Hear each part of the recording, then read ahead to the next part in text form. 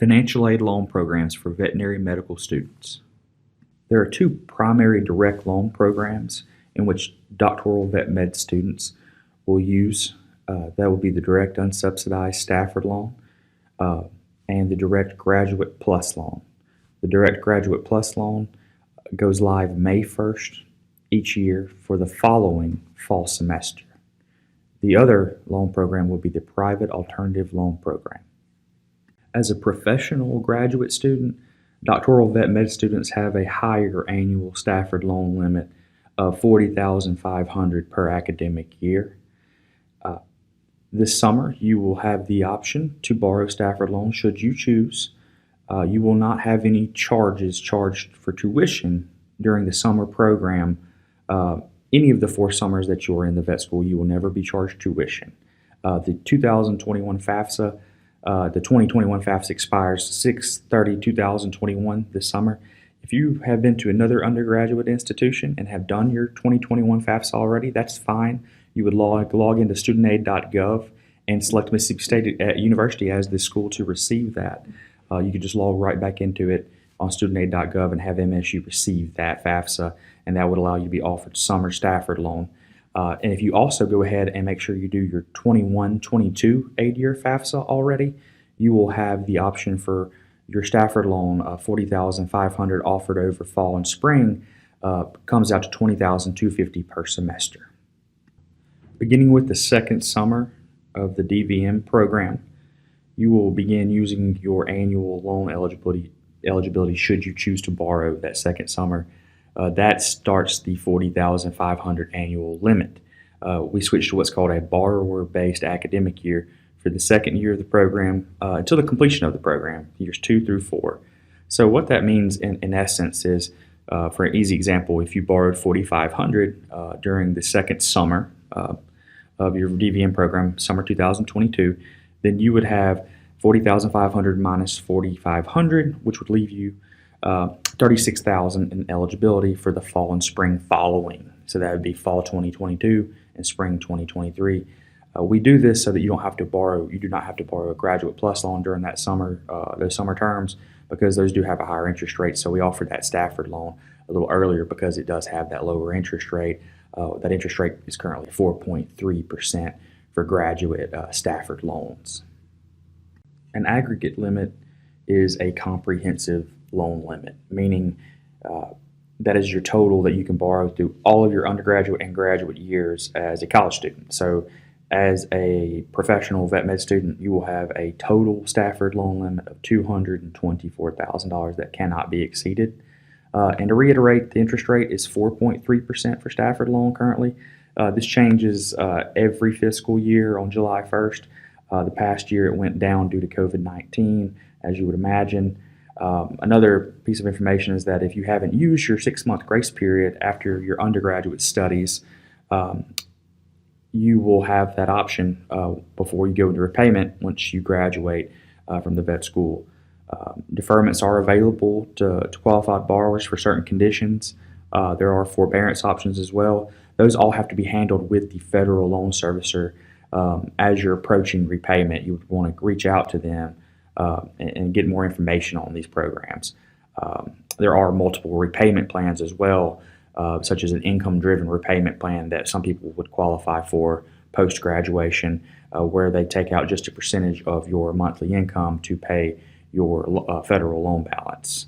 There's also the options for direct consolidation loans, which factor in direct loan programs such as the Graduate Plus loan and the direct Stafford loan programs.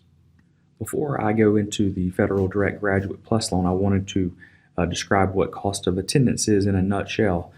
So what this is the cost of attendance, as a term you hear used a good bit of financial aid. It is not what a student is charged. It is actually a limit of aid, meaning it factors in books, tuition, transportation, housing, room and board. All those items are all under the umbrella of cost of attendance. So it's basically a budget or a limit of aid, so to speak. With that being said, the Graduate Plus loan is used to supplement a student's Stafford loan offer. A lot of our professional students from out of state who are charged the professional fee tend to use this option as a supplementary option on top of their Stafford loan. It is applied for at studentaid.gov. It does not go live, again, it does not go live online until May 1st each school year. So if you look before then, it won't be there on studentaid.gov. You have to look on May 1st or after. The current interest rate for that Direct Grad Plus loan is 5.3%. It changes July 1st each school year. There is no aggregate limit like the Stafford loan. They do a credit check, but it's not a traditional credit check. If you don't have a credit score, you wouldn't be denied simply because of that fact. They're checking for adverse credit repayment history on file for the past few years. But again, they're not checking an actual credit score. So if you don't have a credit score, that's fine. You can still apply for the Graduate Plus loan should you need on May 1st or after. As is with the Federal Direct Stafford Loan Program, deferments are available for borrowers that meet certain conditions upon repayment. Forbearance may be an option to borrowers who do not qualify for deferment but who have a financial hardship. Multiple repayment plans, again, are available for this loan program too because it's a federal loan program. This loan type balance may be included in a direct consolidation loan for you in the future should you consolidate all your federal direct loans. Private alternative loans. You may have heard me mention this earlier during the presentation as another supplementary loan option on top of the Stafford loan. This is probably the most least commonly borrowed loan amongst vet students. We do have roughly a handful from each class, all 4 classes that probably borrow one of these each year. I think the tendency is to borrow the federal loans first because usually they do have a lower interest rate. On private loans, the lender actually reviews the applicant's credit history and they will take a credit score. They will have to have a credit score to review for credit worthiness. Borrowers can use co-signers that qualify. It does not have to be someone in your family. Students may borrow up to the cost of attendance minus other financial aid received, including Stafford loan, not to exceed the loan limit established by the lender. So what that means is the actual lending company, so say it be Sallie Mae or Discover or any of the countless other hundreds that we have, they may keep you to a limit within their system of how much you can borrow during your professional graduate studies. For more information on the private alternative loan programs we offer at Mississippi State University, I would encourage you to just go to our departmental website, which is sfa.msstate.edu. And when you're there, you can see the loans, the tab up top, and private alternative loans will be the very last part of that section of information. It'll take you right to the online portal where those loans are applied for should you need to. The first thing to remember, if you're going to borrow federal direct loans each year, do your FAFSA each school year. It will become available October of every year for the following aid year. That's when studentaid.gov allows people to apply for the FAFSA ahead of time. So you must do that in order to get Stafford loan and a Graduate Plus loan for that matter. But again, Graduate Plus loan is meant to supplement the Stafford loan award. So that has to be applied for in a separate fashion by you logging into studentaid.gov and applying for the Graduate Plus loan there. Private alternative loans are going to be applied for directly with the lender through our online portal. Again, that's sfa.msstate.edu under the Loans tab. As a reminder, if you do need summer financial aid, summer Stafford loan, again, you need to complete your 2021 FAFSA and have it sent to Mississippi State University before June 30, 2021. Not to mention if you've already completed your FAFSA at another undergraduate institution for this past fall and spring, that's fine as well. You would just log back in and select Mississippi State to receive that FAFSA. I wanted to preface this slide by stating that it will likely be mid-April to the latter half of April. Again, the mid part of April to the latter half of April before we have this list finalized for the incoming Year 1 Vet Med class. So with that being said, we likely won't have your 21-22 aid-year Stafford loan offered or awarded to you for fall and spring until sometime after that time frame or around that time frame when I get that information from the vet school when the new class is finalized. Whenever you do get offered Stafford loan, You're going to want to remember this because each school year you'll be going to the same location, but you will log into your My State, and then you'll click your My Banner for Students. And under My Banner for Students, you should see a financial aid and scholarships column of information.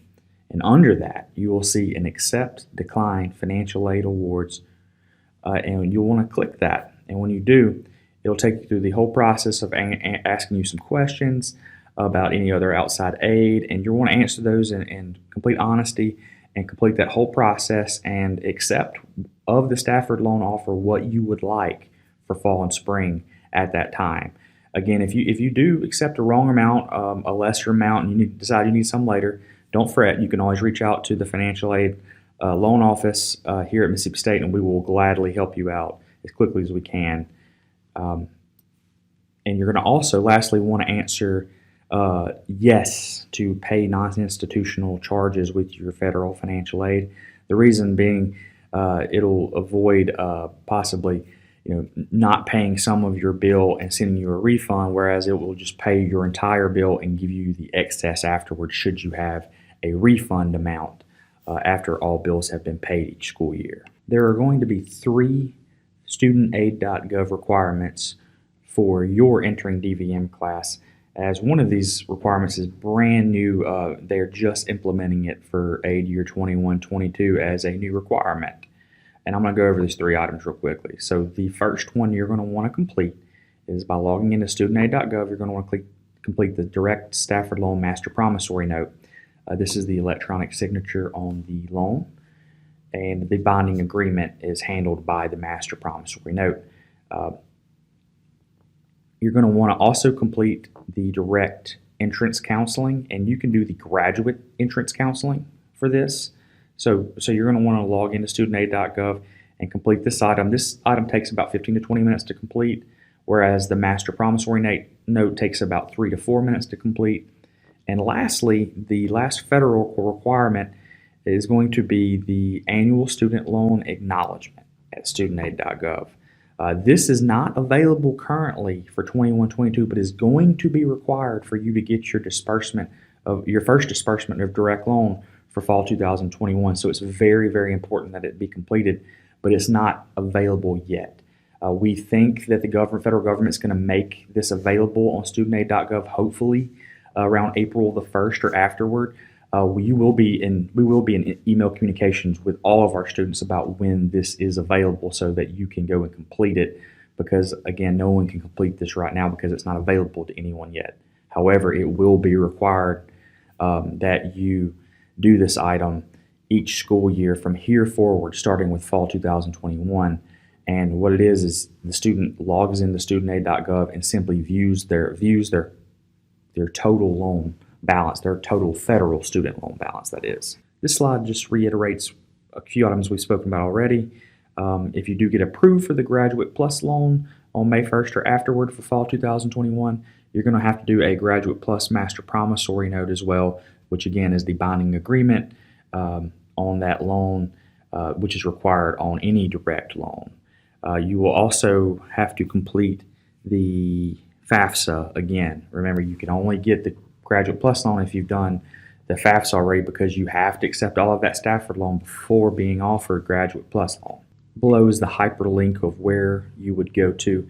Again, if you want to look at private alternative loans and the options available to you, you would also have to complete the award acceptance process, where it asks you the same questions as if you were applying or receiving the federal loans, which is by logging into your My State and going to My Banner for Students, and then going under the financial aid and scholarships column to accept or decline the financial aid awards offered to you for the respective aid year. So disbursement for summer, and this will be the students who've done their 2021 FAFSA, is usually going to be in late June. So right around the time you begin the program, really in summer, is about the time we disperse for summer. I think it's usually a few days right into the beginning of when you start in late June. And then in the fall, it's going to be early to mid-August will be the disbursement time frame, and that'll be broken up over fall and spring. Everything is split evenly because you're charged in even amounts for tuition over fall, and then for the spring you're charged a separate tuition amount. So we make the aid dispersed that way so that it covers your bill in full at the correct times. It goes into your account and pays your bills immediately. And then should you have any excess funds left, it goes usually by direct deposit into your bank account, which we'll talk about later in the slideshow. A lot of students ask this each school year, why the net dispersed amount is a little bit less than what the awarded amount was originally, and that is because of the origination fee. The Department of Education charges a 1.057% origination fee for each disbursement of Stafford loan and a 4.228% origination fee for each disbursement of Grad Plus loan. Private alternative loans typically don't charge this on the front end. That's usually handled with the actual lender if there's any kind of fees associated with those disbursements. As indicated earlier in our PowerPoint presentation, disbursement as far as refunds. Excess funds are available to students with a credit balance after their loan funds are applied to their MSU account. So that means after tuition and any other associated charges have been paid, you can get a direct deposit refund of your excess financial aid loan monies. If you have a combination of scholarship or maybe a West Virginia seat waiver or a South Carolina seat waiver and a Graduate Plus on top of that, you may have enough funds where you do have an excess, and a lot of people will get that directly deposited into their bank from their Mississippi State University student account. So you're going to want to go at some point, before summer or by summer, probably over as soon as you get access to your MyState, you can go and put in your bank account routing number and also your bank account checking or savings account number. Once you put this under the direct deposit bank information on your MyState banner for students, once you've got that input, you are ready for whenever you do get a future refund that it goes to the correct account on file. These refunds generate automatically, so usually in the fall there's 2 to 3 business day gap between when the money goes into the account and pays your bill and then by the time it shows up in your bank account for the excess money that was left after the bills were paid. Account services is going to highly encourage everyone to do direct deposit. I would say maybe less than 2 or 3% of our students actually get paper checks anymore. They really don't promote this. It is a last resort where they will actually mail you the paper check, but trust me, you will want to do direct deposit if you have the option, simply because of you get the money so much more quickly, whereas paper checks go through physical mail and can take several weeks to get to the home address on file. You're going to want to do your FAFSA each school year. Again, that's October the 1st that it becomes available every year for the next school year. Every year you're going to have to accept or decline your financial aid offers out there. And again, that's not going to happen until you've been awarded aid. Usually each spring and in early April is when we're gearing up for the following summer and fall awards for our students. So that's the kind of time frame you're going to want to look at the earliest to accept decline financial aid awards each respective school year. If your direct deposit bank information ever changes from year to year, you're going to want to make sure that information is up to date through that feature on your MyState. And also, if you're going to apply for a Graduate Plus loan each school year, specifically if you're an out-of-state student and you know that you are going to need that on top of your existing aid package of Stafford loan, then you're going to want to plan for applying for a Graduate Plus loan for each school year that you need it. We can only award Grad Plus loan for one aid year at a time. That Grad Plus approval cannot go over multiple school years.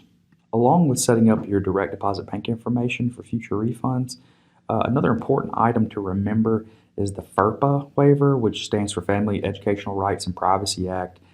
Students can authorize a person, it can be a parent, spouse, or any other person really, to receive information about the student's educational records, which could include financial aid information, especially if you're working with someone for budgeting purposes or want to actively share that information, or if they're going to call and ask questions from our office about your aid, we can only disclose that information with them should you put them on that FERPA waiver.